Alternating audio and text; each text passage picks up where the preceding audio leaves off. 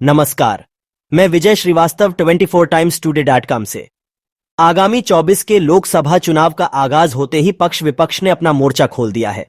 अभी तक शहमात के खेल में अगर देखा जाए तो सत्ता पक्ष भारी दिखती है। ताजा प्रकरण महाराष्ट्र की राजनीति को देखकर आसानी से लगाया जा सकता है, जहां एक बार फिर 3 जुलाई को राजनीतिक भूचाल से विपक्ष हिल गया, जब महाराष्ट्र में राजनीति के महागुरु माने जाने वाले शरद पवार की पार्टी एनसीपी में खेला गया।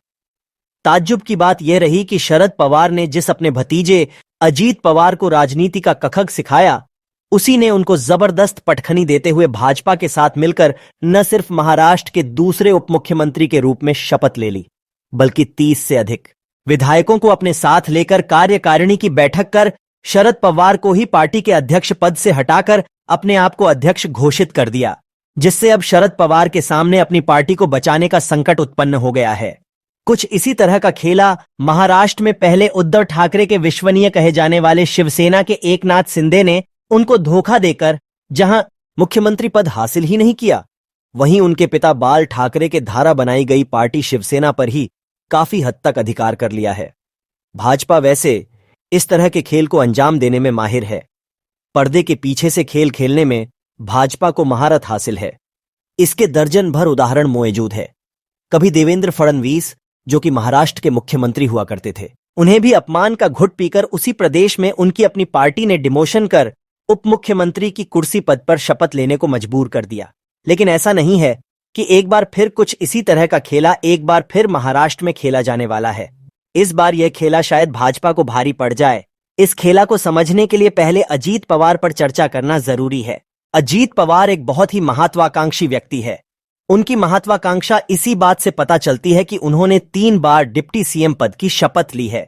यह और बात है कि कभी वह सीएम की कुर्सी पर आसीन नहीं हो सके, लेकिन उन्होंने खुले मंच से महाराष्ट्र के सीएम होने महत्वाकांक्षा को जाहिर किया है।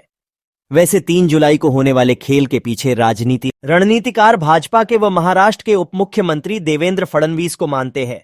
वे आज भी अपने आप को एकनाथ शिंदे के नीचे जूनियर बनकर काम नहीं कर पा रहे हैं। कई अवसरों पर यह साफ देखने को मिला। जानकार बताते हैं कि अजीत पवार बहुत ही महत्वाकांक्षी व्यक्ति है और 8 अपने आदमी को एक झटके में मंत्री के साथ अपने उप मुख्यमंत्री पद को हथिया लेना आसान बात नहीं है, जिससे अब एकनाथ शिंदे सहित उनके खेमे में साफ बेचैनी दिखने लगी है। जानकार बताते हैं कि भाजपा प्लानिंग के तहत एकनाथ शिंदे को अपने साथ लाई थी, वह उसमें खरे नहीं उतर रहे हैं। वह भाजपा को महाराष्ट्र में उठाने के बदले अपने तथा अपने पार्टी को प्रमुखता ज्यादा देने में लगे हैं, जिसे न तो देवेंद्र फडणवीस पचा पा रहे हैं और न ही भाजपा, जिसको देखते महाराष्ट्र में एक और जोरदार उसी पैटर्न पर खेल खेला गया जिस तरह से एकनाथ शिंदे को लेकर भाजपा ने खेला था। भाजपा के इस खेल से फायदा सबसे अधिक किसको हुआ यह और बात है, लेकिन अगर नुकसान की बात की जाए तो वह एकनाथ शिंदे को हो रहा है। उनके तथा उनके पार्टी में बेचैनी साफ दिखने लगी है। जिस तरह से पहले वह अपनी बात जिस तरह से भाजपा से और फडणवीस से अपनी बात मनवा लेते थे, वह अब अजीत पवार के आने के चलते नहीं करा पाएंगे, क्योंकि एकनाथ शिंदे से अजीत पवार कहीं ज्यादा राजनीति में माहिर है। फायदे की स्थिति में वह कुछ भी कर सकते हैं। ऐसे में कोई बड़ी बात नहीं है कि आने वाला समय एकनाथ शिंदे के लिए खतरनाक हो सकता है। महाराष्ट्र की राजनीति को करीब से जानने वाले मानते हैं कि आने वाले दिनों में एक और उठापटक हो सकता है, क्योंकि एकनाथ शिंदे के लिए महाराष्ट्र की सरकार चलाना अब आसान नहीं होगा। ऐसे में हो सकता है कि अपनी कुर्सी खतरे में पड़ती देख एकनाथ शिंदे एक बार फिर अपने पुराने साथी उद्धव ठाकरे से हाथ मिला लें।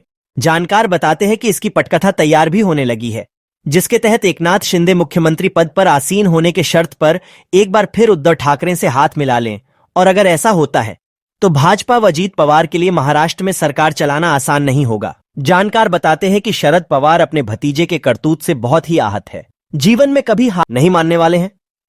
वह अजीत पवार को अपने राजनीतिक फन का लोहा मनवाने के लिए कुछ भी करने को तैयार है, और एकनाथ शिंदे अगर पुनः उद्धव ठाकरे के साथ हाथ मिलाते हैं तो इसमें शरद पवार की महती भूमिका होगी, और एकनाथ शिंदे को भी शायद अब अपना भविष्य वर्तमान में भाजपा व अजीत पवार के साथ दिखता नजर नहीं आ रहा है। ऐसे में महाराष्ट्र में राजनीति में एक और धमाका जल्द देखने को मिले तो कोई आश्चर्य नहीं होना चाहिए। धन्यवाद।